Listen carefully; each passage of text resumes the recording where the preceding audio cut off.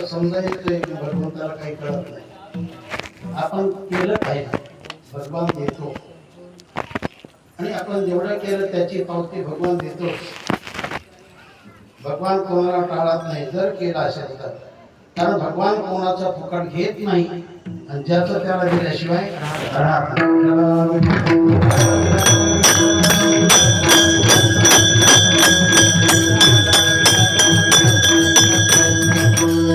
संसारामध्ये कितीही करा बरोबर काहीच येत नाही. परमार्थामध्ये थोडं करा बरोबर आल्याशिवाय म्हणून माणसाने मनपूर्वक करा. थोडंच करावं पण चांगलं करावं, थोडंच करावं पण चांगलं करावं. भावना चांगली ठेवावी, श्रद्धा चांगली असावी. माणसाने संशयखोर नसावा, तरकट नसावा, याला नाव ठेवू त्याला नाव ठेवू असं जीवन नसावं. हे सगळं अंगठी येत असतं. विठ्ठला विठ्ठला विठ्ठला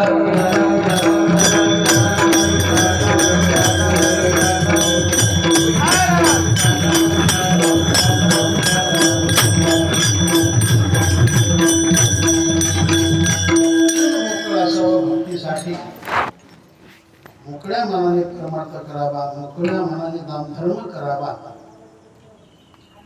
मोकळे मनाने परमार्थ केला तर भगवान तिथे असतो. मोकळे मन रसाळा नाही का? जीवनामध्ये आपलं मन इतर वस्तूंनी भरलेलं नसावं, कारण दोषाने विकाराने मन अनेकांचं भरलेलं असतं. तसं मन देवाला आवडत नाही. विठ्ठला विठ्ठला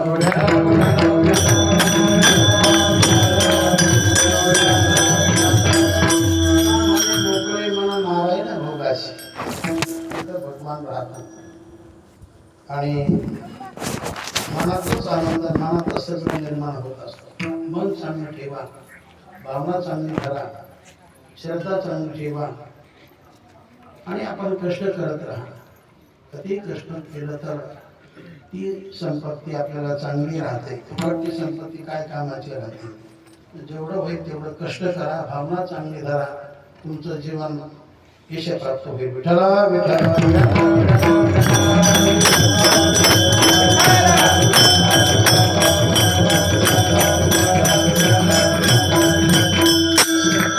कीर्तन म्हटल्यानंतर त्या प्रसंगी अन्य देवांचं सांगता येत नाही. भगवान कृष्णाने गोकुळात असताना जे काय केलं त्याच फक्त उच्चारण करायचं. चरित्र ते उच्चारावे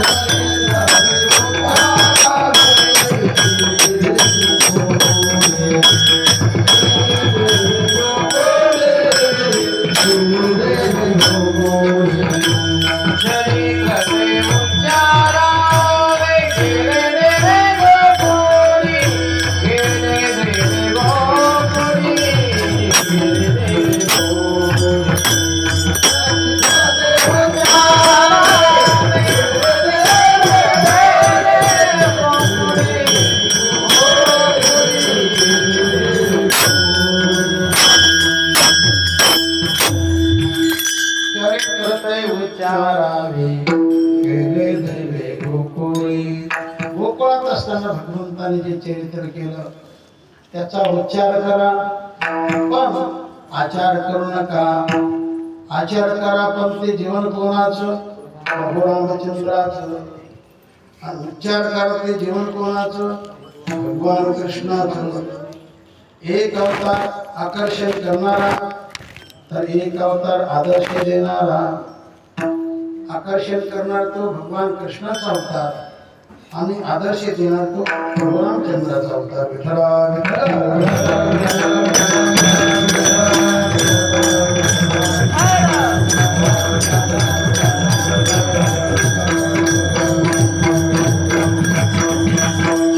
दोन्ही अवतारामध्ये फार मोठी तफावत आहे, फार मोठी भिन्नता आहे. एक अवतार सूर्यवंशात तर एक अवतार चंद्रवंशात. एक अवतार त्रेतायुगात तर एक अवतार द्वापार युगात, एक अवतार उन्हाळ्यात, एक अवतार पावसाळ्यात, एक अवतार दिवसा 12 वाजता, एक अवतार रात्री 12 वाजता, एक अवतार शुक्ल पक्षात, एक अवतार कृष्ण पक्षात, एक अवतार चैत्र महिन्यात, तर एक अवतार श्रावण महिन्यात. आहे का अशी भिन्नता. एक अवतार राजग्रहात, तर एक अवतार कारागृहात. भगवान कृष्णाचा अवतार कारागृहात म्हणजे तुरुंगात झाला, तर राम प्रभूचा अवतार रामवाड्यात झाला. एका अवतारामध्ये एकच पत्नी, एका अवतारामध्ये भरपूर पत्न्या.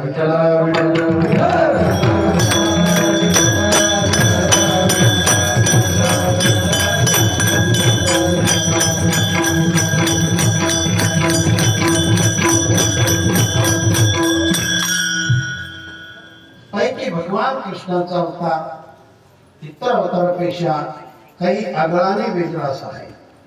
नाथ महाराजांनी त्या अवताराचं गोड असं वर्णन केलेलं आहे.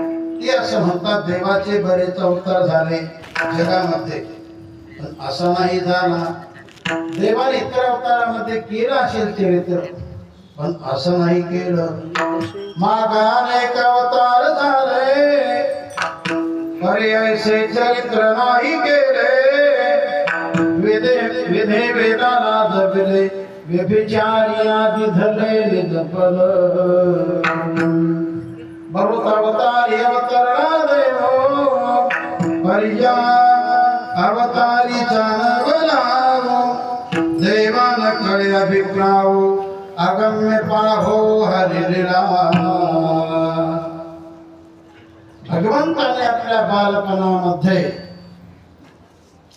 अघटित अशा घटना केल्या, अलौकिक अशा लीला केल्या की ज्या भगवंताच्या लीला मोठमोठ्या देवांनाही कळणार नाही, तर अशा त्या लीला सामान्य जीवाला कशा काय कळते. भगवंताने गोकुळात असताना जे काही कर्म केलेलं आहे, तर त्याच कर्माचा आपण जर भक्तिभावाने, श्रद्धेने, प्रेमाने जर विचार केला, उच्चार केला, तर काय होतं. कृष्ण कर्माचे करीतो स्मरण, ते कर्मची तोडी कर्म बंधन. ऐसे उदार कर्माचरण, आचरणा श्रीकृष्ण गुणधरणा. भगवंताने गोकुळात असताना जे कर्म केलं, त्याचा जर विचार केला तर मनुष्य दोषमुक्त होतो. भगवंताने चोरी कर्म केलं असं जगामध्ये प्रसिद्ध झालं, पण भगवंताने केलेली चोरी गायले तर पुण्य होत, पुण्य लागतं आणि पाप जात. असं कोणाचं जीवन सांगा बरं. विठ्ठला विठ्ठल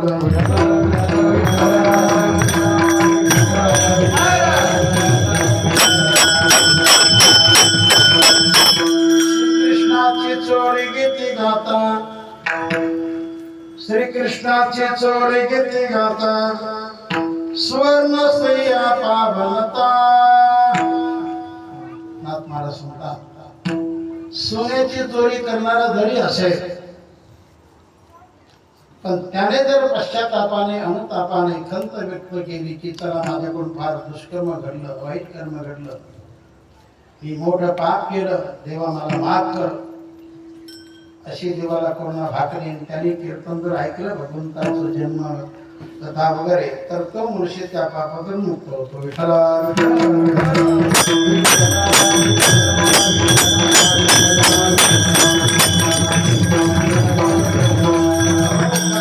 मात्र चोरीच्या रस्त्याने जायचं नाही बरं का. पुन्हा करू लागला तर त्याचं पाप कसं जाणार नाही जाणार. भगवान तयार आहे तुम्हाला मुक्त करायला, पण तेवढा पश्चाताप तुमच्याकडे असावं. चार असून तर तुम्हाला डोळे लागले पाहिजेत. हो, भगवान सगळं पाहतो. भगवान आपल्यापेक्षा फार भारी आहे. विठ्ठला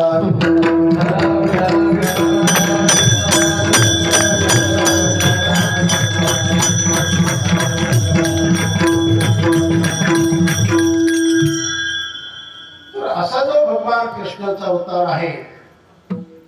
या अवताराला बरेच कारण आहेत, अनेक कारण आहेत. ऋणफेडा अवतार केला अविनाशाला काराशी, पृथ्वीचा भार कराव्या दूर म्हणून अवतार घेतला से. आहे तुका माये धर्म संस्थापने केला नारायणे अवतार. असे बरेच कारण समोर करून भगवंताने गोकुळामध्ये कृष्ण अवतार धारण केला. कोणी म्हणते गोकुळातच का केला, इतर गावं नव्हते का? होते गावं, पण एवढे ते प्रभावी नव्हते, ते एवढे पुण्यवान नव्हते. कारण या गावात गायी फार होत्या, गोकुळात गायी फार होत्या, म्हणून त्याचं नाव पडलं गोकुळ. कारण गो म्हणजे गाय, कुळ म्हणजे समुदाय. तर ज्या ठिकाणी गायीचा असंख्य समुदाय म्हणून त्याला म्हटलेलं आहे गोकुळ. आपण आता देखील एखाद्या घराला पाहून काय म्हणतो? गोकुळ. म्हणजे ज्या घरामध्ये सोबत आहे, मुलंबाळ आहे, गाई गुरं आहेत, सर्व काय अनुकूल आहे, त्या घराला आपण काय म्हणतो? हे घर म्हणजे गोकुळ. गोकुळ विठ्ठला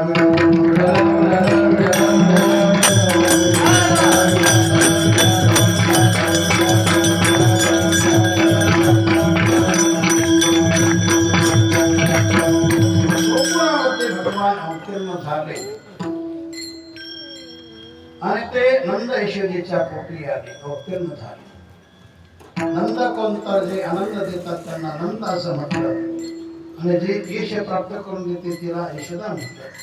बऱ्याचशा ठिकाणी भगवान अवतीर्ण होत नाही. एक तर ते गाव चांगलं लागतं, एक तर ते घर चांगलं लागतं, एक तर ते पात्र ज्यांच्या पोटी घ्यायचे ते पुण्यवान लागतात. अशा भरत्याच्या पोटी भगवान कधीच अवतीर्ण होणार नाही. विठ्ठला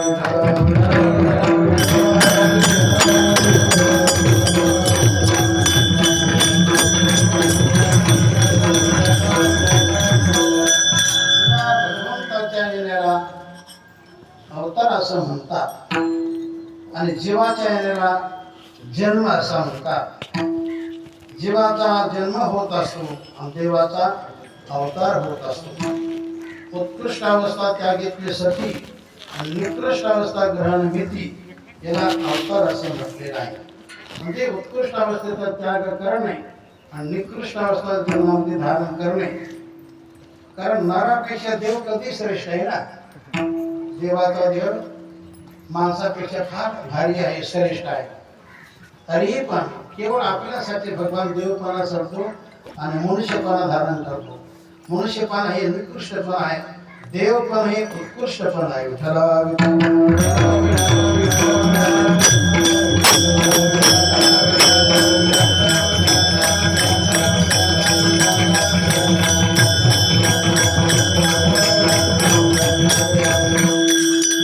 तर अशा प्रकारे भगवंताने आपल्या अवताराचं स्थान जे निवड केलं ते गोकुळ केलं, नंद बाबाचं घर.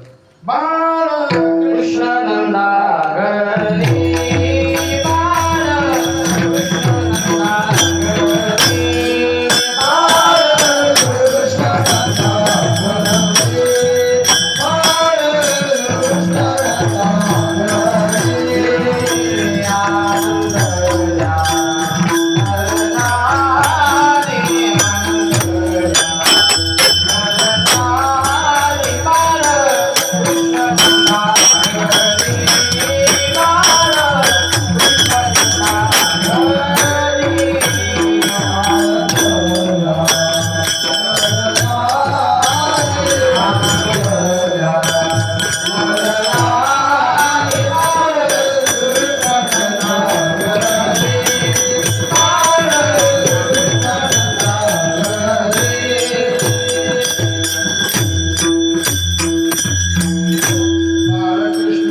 नरनारी, आनंदया नरनारी, बाळ घरी, तर बाळकृष्ण नंदा घरी. नंदाच्या घरी भगवान अवतीर्ण झाले आणि आता तिथं रांगू लागले सर्वांग सुंदर रूपाने. पहा किती छान सुंदर ते धाम, पहा किती छान सुंदर ते धाम. ईश्वराच्या मंदिर खेळ भगवान, ईश्वराच्या मंदिर खेळ भगवान. पहा किती छान सुंदर ते धाम,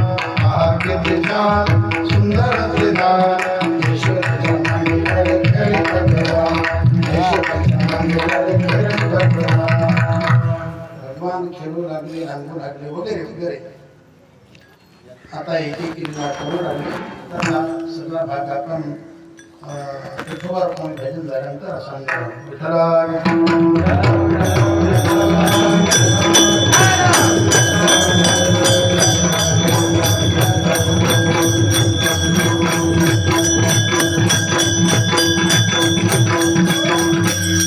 नंतर भगवंताने मित्र जमा केले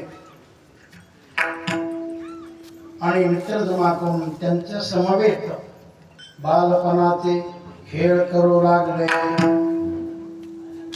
आणि आपण देखील लहान मुलांना खेळू दिलं पाहिजे.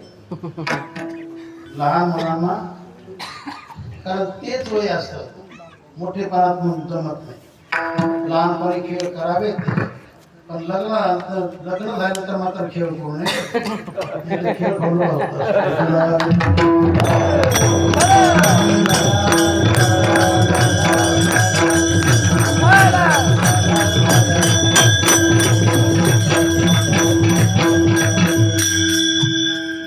गोकुळी गोपाळा संगे खेळत देव.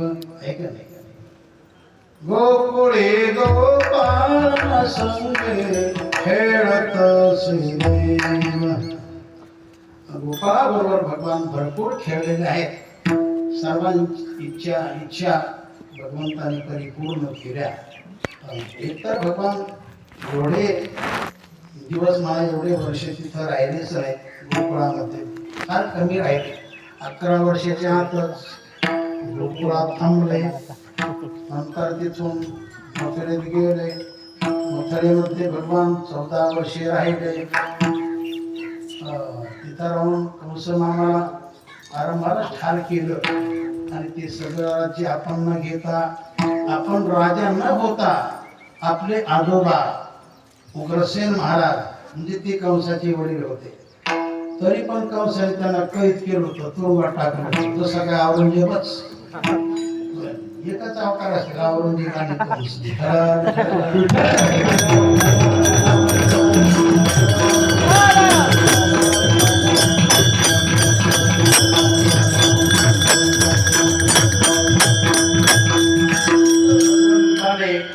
आपले आई वडील मुक्त केले, तुरुंगातून बाहेर आणले. तसं आजोबाला देखील तुरुंगातून बाहेर आणलं. आता भगवान सर्व मारक झाला, पण ते पद भगवंताने आपल्याकडे घेतलंच नाही. याला म्हणतात त्याग. अशा त्या मथुरेमध्ये राहून भगवंताने आपल्या आजोबाला सहकार्य केलं राजकारणामध्ये. नंतर तरी पण लोकांनी उपद्रव केलाच, लोकांना, जनतेला. आणि म्हणून भगवंताने विचार केला की नकोच इथं आता ही मथुरा नगरी जी आहे ती ठेवू इथं, पण लोक सगळे घेऊन जाऊ. रातोरात सगळे लोक झोपेत असताना डायरेक्ट द्वारकेत नेले. डायरेक्ट द्वारकेत प्रत्येकाला फुकट मारा. सोन्याची नगरी होती, सर्वांना फुकट. पण अशा त्या मथुरेमध्ये, आपल्या द्वारकेमध्ये गेल्यानंतर मात्र भगवान तिथं कोण झाले.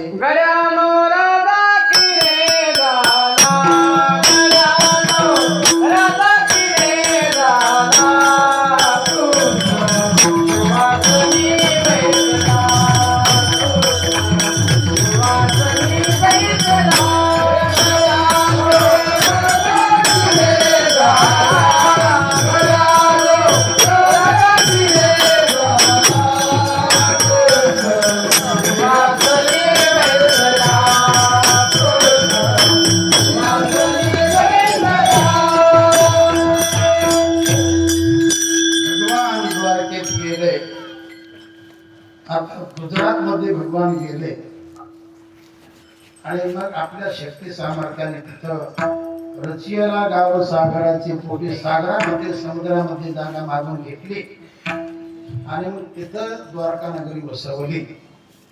भगवंताला काय करता येत नाही, भगवानच सगळं करणार आहे. निमित्त मात्र भगवान इतरांना मोठेपण देतो, पण भगवान सगळं काही करतो. अशा त्या द्वारकेमध्ये भगवान 100 वर्षे राहिले. 100 वर्षे. तिकडे गेल्यानंतर मग भगवंताने बरेच लग्न केले. 108 किती 16,108 पत्न्या भगवंताला होत्या. कितीतरी मुलं कितीतरी नातू त्याला काय मापच आहे. भरपूर पत्न्या. कारण राम अवतारामध्ये भगवंताने सोन्याच्या स्त्रिया दान केल्या होत्या बरं का. त्याचं फल कारण जी दान केली नाही ती वस्तू कोणा मिळत असते. अशा बऱ्याच यज्ञ प्रसंगी भगवंताने सुवर्णाच्या स्त्रिया केल्या म्हणजे सीता करून त्या अर्पण केल्या. आणि पुढे चालून त्याचं व्याज वाढलं. मुली एवढ्या स्त्रिया पुढं कृष्ण अवतारामध्ये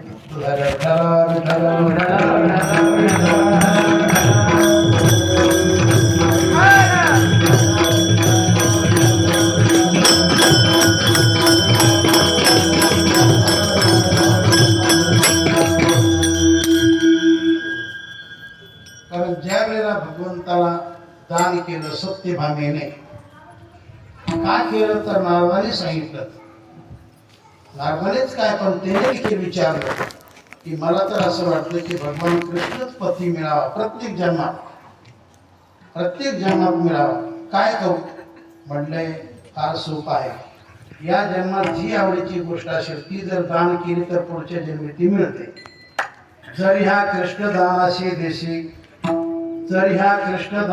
देशी तरी जन्मजन्मेशी पावसी. तुला जन्मोजन्मीमध्ये प्रत्येक जन्मामध्ये भगवान कृष्णच पती मिळाले. विठ्ठला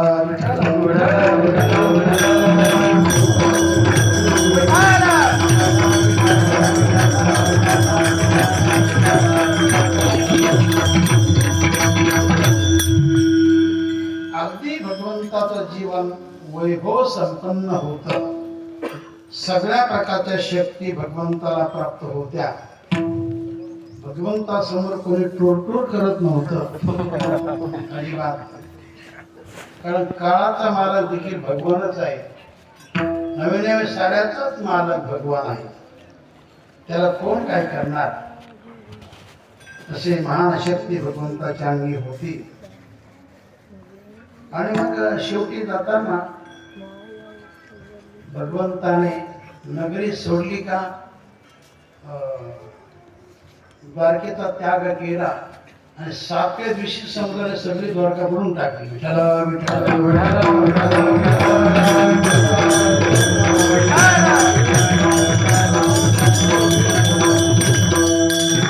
तोपर्यंत सगळे लोक भगवंताने सांगितलं सगळे बाहेर जा.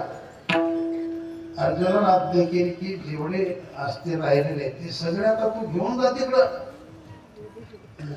फक्त नगरी मात्र बुडवली. लोक जिवंत राहिले. विठ्ठला विठ्ठला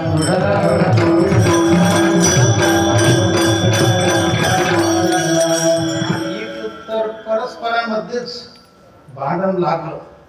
कारण त्यांना शाप होता संतांचा शाप असल्यामुळे संतांचा शाप कोणी घेऊ नये.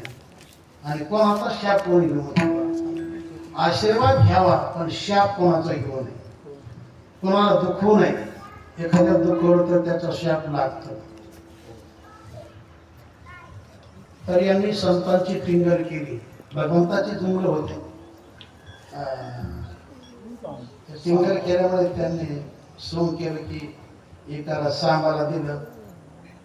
गुंडाळे बसलं म्हणले ही बाई गरोदर आहे तर हिला काय होणार. काही गरज पडली का. काही गरज नव्हती. तर ते संत अंतर्ज्ञानी